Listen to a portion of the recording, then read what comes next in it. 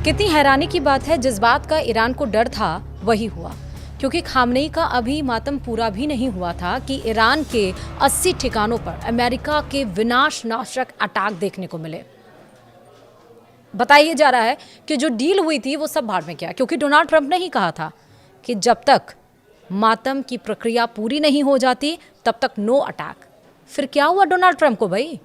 नमस्कार, आप देख रहे हैं न्यूज़ 18 का डिजिटल प्लेटफॉर्म। मैं हूं आपके साथ श्रुति श्रीवास्तव। अमेरिका ईरान के बीच एक बार फिर से जंग भड़कती हुई नजर आ रही है।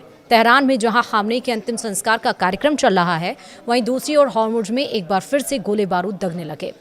आपको ये बता दें कि ये सब कुछ एक हफ्ते के विराम के बीच ही शुरू हो गया।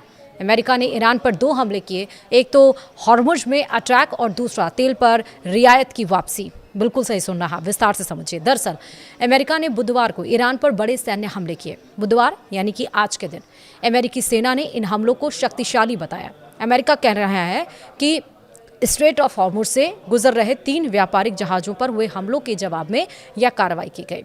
इस घटना के बाद अमेरिका और ईरान के बीच तनाव और बढ़ गया। अमेरिकी सेंट्रल कमांड यानी कि सेंटॉम के मुताबिक ईरान ने रणनीतिक रूप से बेहद महत्वपूर्ण हॉर्मुज़ जलडमरू मध्य से गुजर रहे व्यावसायिक जहाज़ों को निशाना बनाया था। इसी के जवाब में अमेरिकी सेना ने ईरान के कुछ ठिकानों पर हमले किए। इन सैन्य हमलों से कुछ ही समय पहले अमेरिका ने ईरान को दी गई एक अस्थायी प्रतिबंध छूट भी वापस ले ली। इस छूट के तहत ईरान को जून में हुए समझौता ज्ञापन यानी कि MOU के आधार पर कच्चे तेल का उत्पादन, बिक्री और आपूर्ति करने की अनुमति मिली थी। यह छूट 21 अगस्त तक लागू रहने वाली थी, लेकिन अमेरिका ने इसे समय से पहले ही समाप्त कर दिया। अब क्या क्या हुआ है वो समझिए। हॉर्मुज़ जलडमरू मध्य से गुजर रहे 3 जहाज़ों, जिनमें कतर और सऊदी अरब के तेल टैंकर भी शामिल हैं, पर हुए हमलों के बाद से अमेरिका ने ईरान पर शक्तिशाली सैन्य हमले शुरू कर दिए। ईरानी मीडिया के मुताबिक ईरान के सिरीक बंदरगाह शहर, बंदर अब्बास और केशम द्वीप में कई धमाकों की आवाज़ें सुनी गईं। अमेरिका ने 17 जून को वाशिंगटन और तेहरान के बीच हुए अंतरिम शांति समझौते के तहत ईरान को तेल बेचने की दी गई विशेष छूट भी रद्द कर दी।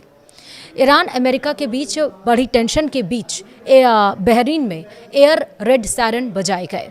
इसके बाद गृह मंत्रालय ने लोगों से शांत रहने और बिना घबराए अपने सबसे नज़दीकी सुरक्षित स्थान पर जाने की अपील की। अधिकारियों का कहना है कि स्थिति पर लगातार नजर रखी जा रही है। अमेरिका का हमला हॉर्मुज़ जलडमरू मध्य वाणिज्यिक जहाज़ों पर हुए हमलों के जवाब में की गई। अमेरिका ने बताया है कि हमले में जिन लक्ष्यों को निशाना बनाया गया उनमें वायु रक्षा प्रणालियां, कमांड एवं कंट्रोल यानी कि C2 नेटवर्क, तटीय रडार, जहाज रोधी मिसाइलें और इस्लामिक रिवॉल्यूशनरी गार्ड कॉर्प्स की 60 से अधिक छोटी नौकाएं शामिल हैं। अंतर्राष्ट्रीय समुद्री व्यापार को खतरा पहचानने की ईरान की क्षमता को गंभीर रूप से कमजोर किया गया। हाल ही में मार्शल आइलैंड के ध्वज वाला तेल टैंकर MT AI रिकायत, सऊदी अरब का MT विडियान और लाइबेरिया के ध्वज वाला MT साइप्रस प्रॉस्पेरिटी निशाना बने थे। अमेरिका की ओर से दक्षिणी ईरान में किए गए ताज़ा सैन्य हमलों के बीच ईरान ने कड़ी प्रतिक्रिया दी है। ईरानी सेना ने कहा कि वह इस कार्रवाई का करारा और निर्णायक जवाब देगी। ईरान के खातम अल अनबिया सेंट्रल मुख्यालय ने एक बयान जारी कर अमेरिकी हमलों को खुला आक्रमण बताया। सेना का कहना है कि ये हमले ऐसे समय किए गए जब ईरान के दिवंगत सर्वोच्च नेता के पार्थिव शरीर की इराक में अंतिम यात्रा निकाली जा रही थी। ईरान ने आरोप लगाया कि अमेरिका ने हालात को और अधिक गंभीर बना दिया है। साथ ही चेतावनी दी कि वह अपनी संप्रभुता, अंतर्राष्ट्रीय सुरक्षा और हितों की रक्षा के लिए हर जरूरी कदम उठाएगा। यानी जो लड़ाई लग रहा था खत्म हो जाएगी, वो लड़ाई फिर से शुरू हो गई। आखिरकार डोनाल्ड ट्रंप जो कहते हैं वो करते क्यों नहीं हैं?